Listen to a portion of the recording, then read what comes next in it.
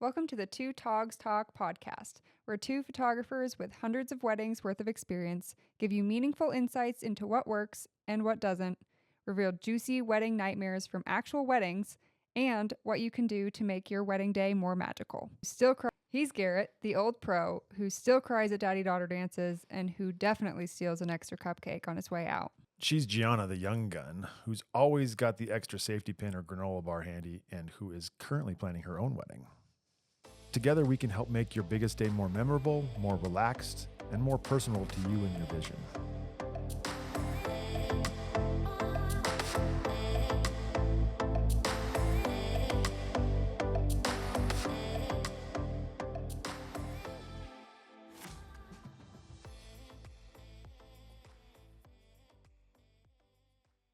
Cool. Okay, here we are. Episode number 3, Two Togs Talk podcast. Thank you guys for coming along with us. Today, we're going to jump to the end of the project. We're going to jump to what happens when you get done with your wedding and what are the things that you have to do. The official title is You're Married, Now What? Here are 7 things to do after you say I do. Yes, the process at the beginning has all of the attention. You spend years, most of the time, years putting this stuff together. And that part is all pretty great. But then just because the party's over doesn't mean that that's the end of the process. That's not where it all ends. There are some things that you have to do to tidy it all up and get it all put back together. And so that's what we wanted to talk about today.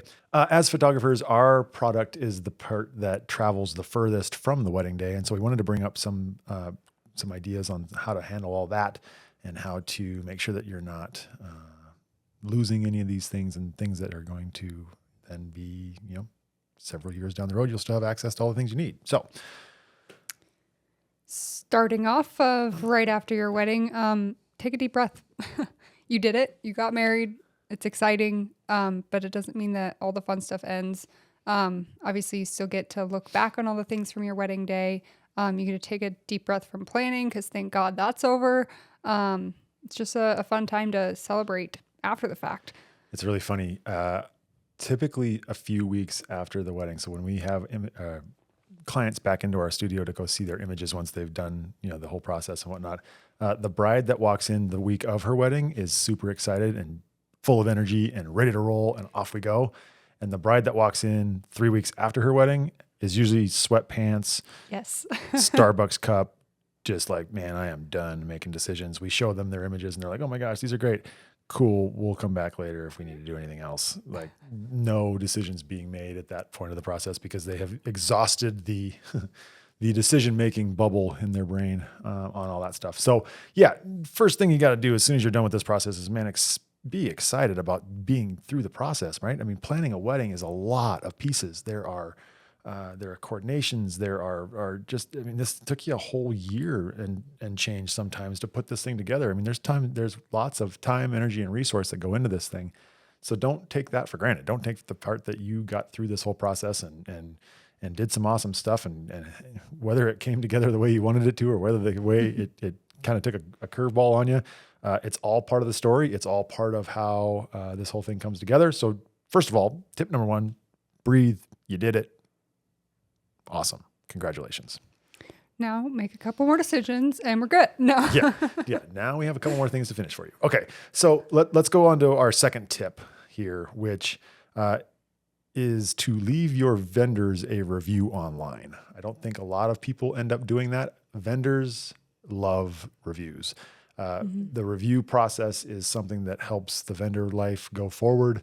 It is something that we use To get new clients. the new clients. I would bet you $1 as you were going through your wedding planning process, you went to a vendor's page and looked through the reviews to see what other people thought of them. Exactly. Right? The review is what is the firsthand account of what working with these people is, right? So do yourself a favor, do your vendors a favor, go through there and throw some words into that, whether that's a Google review, whether that's a social media review, any of that kind of stuff. That goes a million miles when it comes to your vendors, to just say thank you and to say how awesome you are, Or how unawesome they were. right. Yeah, I mean, It goes both ways, but you're helping future brides no matter what. I mean, we talked about that a little bit in our last podcast, is finding your vendors based on reviews and based on firsthand accounts from actual brides. So by putting your review in there, you're doing that favor for future brides.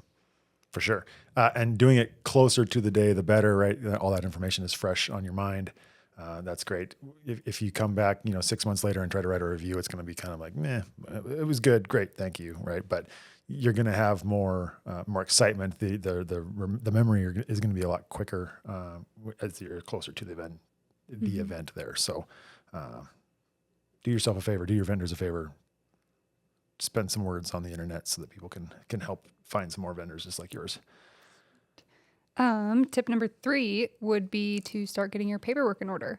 There's several pieces of paperwork and items that need to be handled pretty close after your wedding. First of all, return your marriage license and actually make it official. Typically, at least in Montana, you have 30 days to return your marriage license, and it does actually have to be returned to the clerk's office that issued you the license. Clerk of District Court's office is who you're looking for there. Basically anywhere you got it. If you got it from the Clerk of District Court, whatever county you got it in, you got to go take it back to them. Mm-hmm. So whether that's you guys taking it in after your wedding together, or designating that task to someone, a lot of people have their officiant turn it in for them, which is totally fine. You don't have to be the one that turns it in, but somebody has to do it. Right. And remember, the marriage license can be signed, excuse me.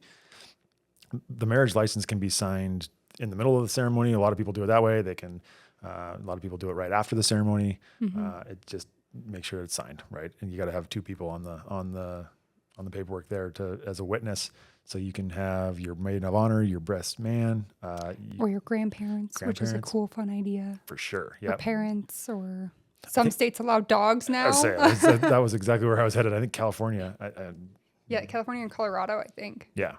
Dog maybe a couple others, but yeah, anyway, that'd be sweet. That would be cool. Montana, if you're listening, please allow that. Totally. Okay. Yeah. So you got 30 days, take it back to the Clerk of District Court's office. They're going to give you a bunch of copies. So they'll let you keep the yellow piece of paper that you sign at your wedding is actually going to be the ceremonial one. Mm-hmm. They let you keep that one. You take it home, you put it in the frame, that kind of stuff. But then what they do is they print out like a dozen copies of just boring white ones for you to have, because they know that you have to now go change your name in like a dozen different places. Yes. So that's actually the second part of this paperwork in order process is, okay, so now if you decide you are going to take the groom's name, or what if there's a name transfer, then you got to go through that process, right? You got to start with your Social Security Administration. You got to get a new Social Security card. You got to take it to the I guess in Montana, it's the Motor Vehicles Department, and you got to get your new license, your driver's license, and ID cards and stuff like that. I mean, there's a million different directions, new passports, postal service, mail service. Interjected tip here. Yes. If you are getting a new passport, wait until after your honeymoon if you're going out of the States, because you will not get it back in time to go on your honeymoon if your honeymoon's, say, 6 weeks after your wedding. So plan accordingly on that one. It's not like needs to be done ASAP, but pay attention to dates on those ones. That's a great point. I guess if you're honeymooning directly after the wedding, don't worry about that part of it yet. But they've got to have some concessions for people that just got some married leniency. And haven't figured that out yet. But it's yeah, lots of passports aren't the nice places to be. Yeah, there's lots of things, right? Whether that's your current employers, make sure that any place that you have your name involved, whether it's a landlord, an employer, a school. Bank accounts, any of that kind of stuff. That's where these, you'll probably have to provide them a copy of this new marriage certificate that proves that your name is what it is. So anyway, yes, there is some paperwork involved. That's the only piece of paperwork technically that you are required to have for this wedding process. So it's kind of a fun, they have a little, They make boxes for this too. I found out online they send, it's like change your name box or something. And they'll send you literally a list of all the paperwork and all the applications that you need to fill out in order to get that done. So that's a fun option too. I don't know how much it is, but. That's a great idea. That's a good way to get it all put together in one place. Cool. Okay. So paperwork, get your paperwork done. Tip number 4. We're going to go personal with this one. We're going to bring the ball back to our court on this one. Be patient with your photographer and or videographer, please. Yes. We are trying our best. Most of the professionals that you will deal with will have a process, right? And we will try to get your images to you as quickly as possible. It is not our goal to have your images done and then sit on them for months. No, we're not going to just, put them to the back of the pile and go, but understand there is a queue, right? We have people in place and we're trying to get this whole thing put together. So sending that offhand, hey, just checking in. Thank you so much. But what do I want to say here? Sending that like, hey, just wanted to see. Helpful in some cases, but unhelpful in others. A week after your wedding is an unreasonable timeline. Please do not email us asking if your wedding photos are ready a week after your wedding. Please. Right. Or when can we see these? When are these going to be available? We're working. We're getting through that, right? Okay. So at a typical wedding, we're shooting anywhere between 2,000 and 4,000 images, depending on how much of the day we're a part of, right? Mm-hmm. And that's a lot of images to have to go through and cull out and get the good stuff and put that process together. We, for the photographers that shoot weddings on a weekly basis, it is in their best interest to get through that process as efficiently as they can, because I can tell you from personal experience, if you end up at October and there are, 10 or 12 weddings in the queue sitting there waiting for you, that's a problem, right? So trying to get these things done as quickly and as efficiently as we can is important. But understand that a couple weeks, and by a couple weeks, I mean anywhere from 2 to 6 or even 8 weeks, is a realistic time frame for how long it takes to get images back, right? If you're the first wedding out of the gate, guess what? Your photographer is going to be really excited and refreshed and ready to go, and you're probably going to get your images back in a good sort of order. If you're the last on their schedule and it is November and they've shot 20 this year, it's going to take a little bit more time because you're going to be, like I said, a little bit further down the queue. So just be patient. Be realistic. Yeah. Also. Be realistic, be patient. Like I said, that's from the photo side of it. The video side. The video side's even worse. Video side, you've got a whole bunch of content to deal with there. And so just be patient, right? And know that we are working, right? Have those conversations beforehand with your photographer, with your videographer, saying, hey, when can I expect this stuff? Yeah. And at least for us, we put all of that information in the contract that we sign prior to your wedding. It says in there up to 6 to 8 weeks. And so that's so you guys understand that is a reasonable timeline for us, especially during the busiest part of our season. It might be sooner and it might be a little bit later, but we try to do our best to stay in that timeline that we're aiming for. Right. And because it's best for everybody, right? We know you're excited about these. We know you guys want to have these out in front of all your family and friends and whatnot. But we also want to make them look good. We also want to make them look as best we can. And so rushing through that process is not in our best interest, not in your best interest. So, okay, cool. So we've talked about being patient. So now the day has come. You've gotten the text message. It says, okay, hey, you've got images that are ready. We deliver ours in an online gallery format, but there's probably lots of different ways that photographers hand these things over. I think online is probably a very common way of that happening. But once you get your images, there are several different things that we think are important for you to do once you receive them, right? And these things are there to help you prolong these things, make sure that you have access to these images for further amounts of time. Just getting a link and going, oh, this is great, and then not doing anything from there is a bad idea. So, very bad idea. Where should they start? Start off by downloading every single image, the entire gallery in the full high resolution files. Yes, it's a lot of space, but do it multiple times. Like download your first round, put that on your computer, and then you can add the favorites to your phone and all that fun stuff. But then make a secondary copy and put that in a desk drawer that has a hard drive. Send over the photos to family, to friends, and have them back it up. Having multiple backups is going to save you down the road because we have all had a USB drive in our drawer that goes missing. So you don't want that drive to be your wedding photos. Hard drives are going to fail. The answer is yes. 100% the hard drive is going to fail at some point, right? So the saying that they have in the IT world is that if you have two, you have one. If you have one, you have none. Right. So if you only have one copy of these things someplace and all of a sudden that hard drive explodes, or the house burns down, or the internet goes out because the only copy that you had was online, now you have none, right? Your access to this is nothing. So making sure that you have them in multiple places, making sure that they're updated every once in a while, right? Congratulations. I hand you all of your wedding images on a floppy disk. Could you figure that out? Yep. Yeah. The floppy disk doesn't work in a computer at this point, right? So technology changes as these things go down, as these things continue to go further into your lives. Making sure that you have a copy that is accessible somehow to you is important, right? Multiple copies, put them in places that we at home, I have a hard drive that I put in the safe that I put all of our family photos on, all of our wedding photos, any of that kind of stuff. Yes, we have online backups, but having them in a hard copy place that's just backed up and put someplace that if the house burns down, hopefully the safe stays pretty well, right? But we've got multiple copies in multiple places, right? Yep.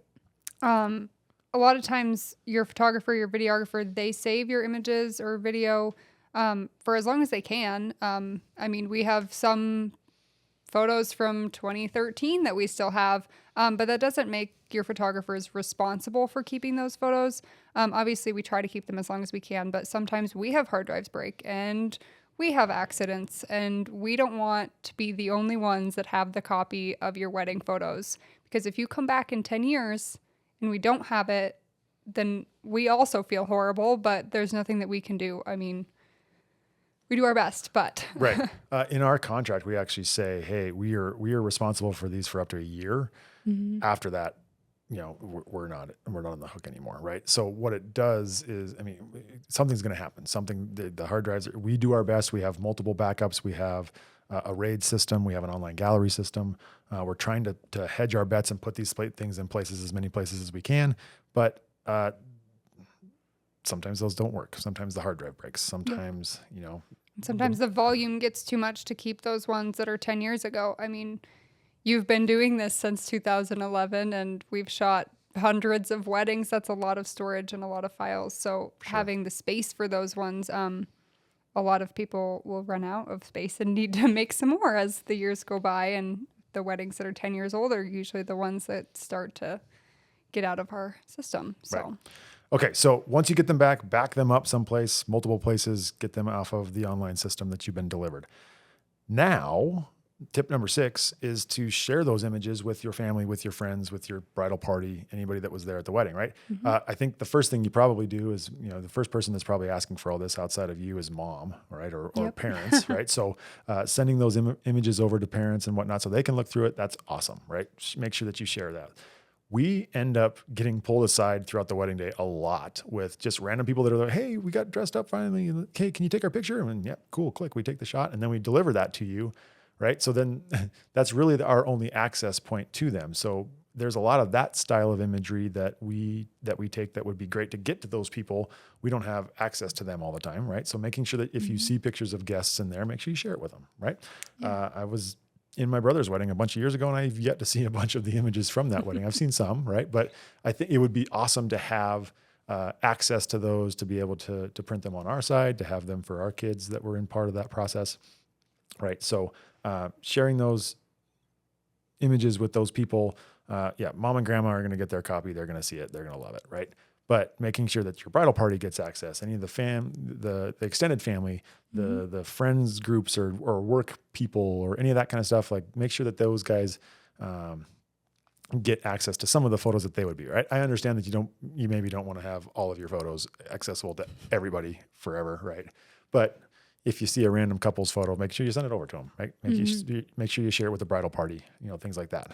Yeah. And this connects back to having backups. If you're sharing them with your guests, if you're sharing them with multiple members of your family, they're probably going to have a backup too. So down the road, maybe they can help you out too. And this kind of leads into a very sad and very unfortunate event that happened in North Dakota. And we'll touch on it just a little bit. If you're interested, you can Google it. But the reason why we tell you to back up your images and to share your images and to take photos other than, we talked about it a little bit in the last podcast, but take photos have guests taking photos on their phones and that sort of thing, is because there was a wedding group in North Dakota that basically would hire a photographer and send them, and then that photographer would send their images back to this main group and they would edit them and deliver them. Well, one day this group decided to shut their doors, closed down, gone.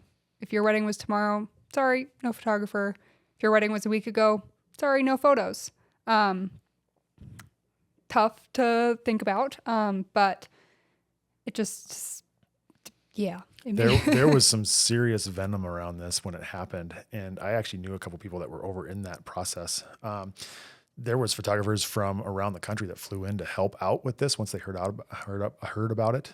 They were, again, this was an outfit that did a dozen weddings a weekend kind of thing. It was not a, onesie twosie kind of thing, that they had dozens or hundreds of weddings in a year.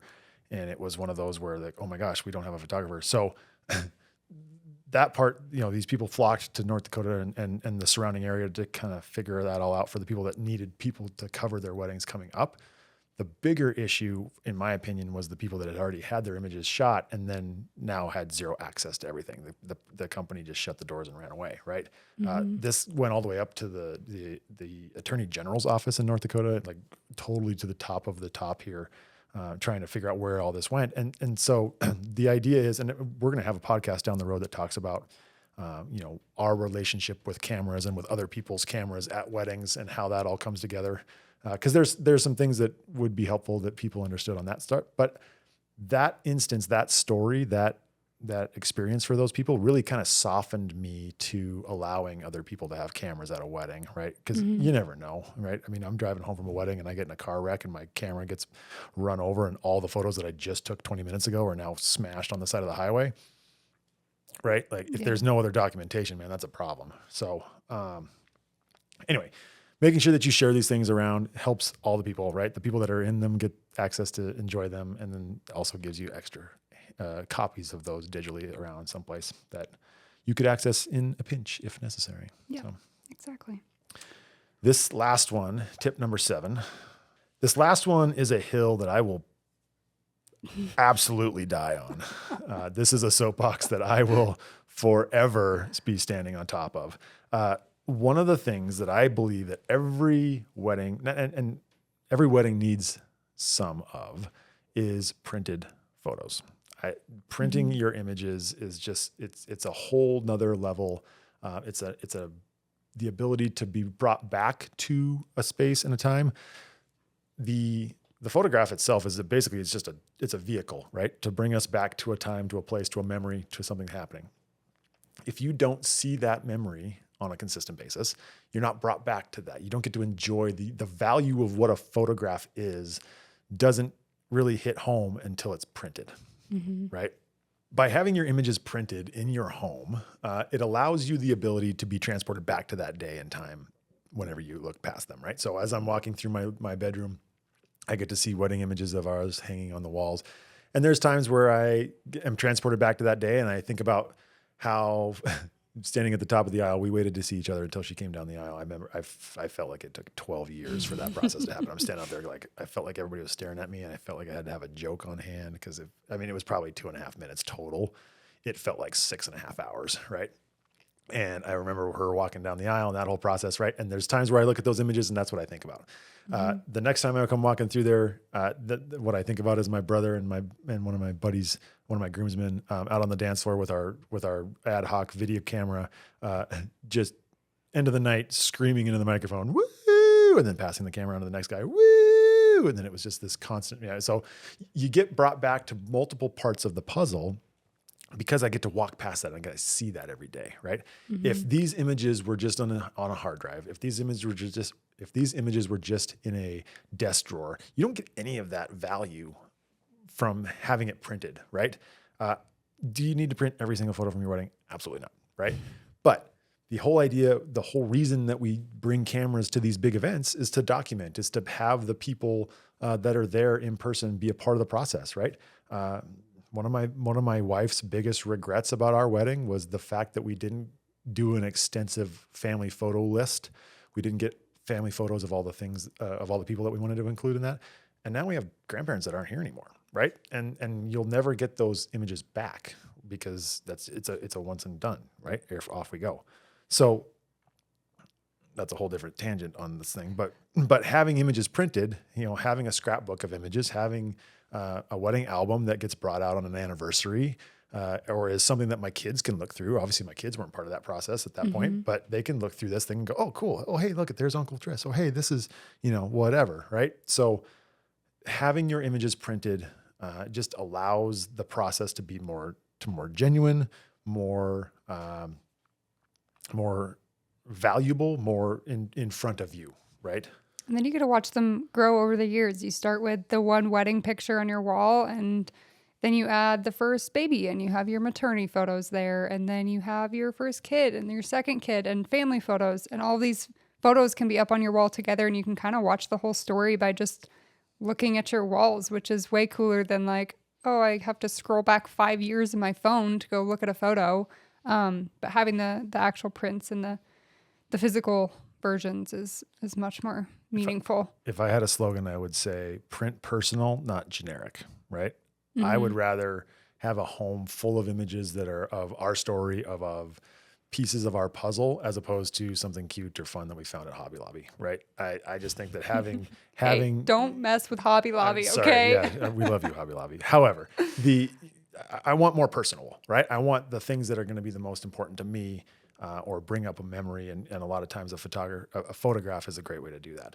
Mm-hmm. How you print your images is totally up to you. A lot of times when you get images from your wedding photographer, you're going to get a digital file. Mm-hmm. Gives you the ability to go do these in a bunch of different places. Understand that every print comes back differently from every printer, right? So every printer is calibrated differently. Some are going to be of better quality than others. If the photographer that you chose for your wedding has the ability to print your stuff for you, I would recommend that you do it through them, or at least ask them about where they would go and what they would recommend, because the quality of that image is a big part of that puzzle too, right? Yeah. We could take the world's best image and then you go print it at some Walmart junk. Oh yeah. See, you can jump on Walmart. But yeah, well, it's Walmart. But I can't jump on Hobby. Printing it at some lackluster printer is going to it degrades the quality, right? It degrades in my opinion, it degrades the memory, it degrades the, like, oh gosh, you get more wrapped up into the technical of the image as opposed to the memory of the thing, right? So if your photographer has the ability to print things, a lot of them have access to professional print labs, do it through them, right? Mm-hmm. Yes, it might be a little bit more expensive, but the idea is that it's of good quality. It's guaranteed. So if anything ever breaks or goes awry there, they'll fix it for you, right? Mm-hmm. It's not just, we're going to let you out to the internet by yourself and go figure this out on your own, right? So hang them on your walls, fill your frames, make an album so that you can look through it on your anniversary. Having printed images, there's so much science out there that talks about the value of a printed photograph versus a digital file. Make sure that you at least take some of your images and print them in hard copy. Another fun way to use the printed products is as gifts. Your parents probably put some money into your wedding and they were a big part of your day. One of the fun products that we offer is parent albums. They're just little versions of albums, or they can be real size albums. But it just gives your parents something to remember your day as well. I mean, they'll get the digitals and they might print some of their own, but having that from you guys with your families in it, and you can kind of personalize each album to each family. If you want to do one for the bride's family and have all of the bride's extended family in the family photo section, and then for the grooms, do the groom's family in that family photo section. It's just another fun way to incorporate your parents and say thank you for everything that they've done for you guys over the last year. I think we think about the bride and the groom a ton through this process. The family members of these people are just as affected by this awesome day, right? And giving them something that they can then have on their walls or have at their house. So when you come over for Thanksgiving, you can look through and enjoy and whatnot. That's a good point. So yes, we jumped to the end of the process at the beginning. It's kind of like eating your dessert before you eat your dinner, but that's more okay. Fun that way. Yeah. Just because your wedding day is over doesn't mean that all the work is done. There's a few tiny pieces that you need to pull together. So we appreciate you guys being with us. We hope that this is bringing you some value in your planning process. We will continue to press on with other techniques and other thoughts and other hot topics. Appreciate you. Thanks for being awesome. I hope your wedding day goes great. Okay, bye.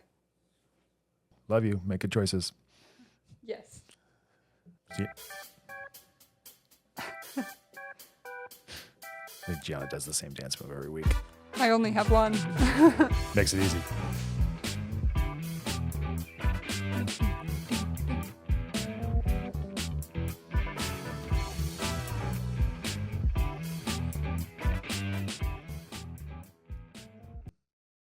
Want your questions answered on the podcast? Are you newly married or engaged, or are you a wedding vendor wanting to be a guest on the show? Want weekly tips and insights sent right to your inbox? Send us a message at www.floatingleafstudios.com/2togspodcast. And don't forget to like, share, and subscribe.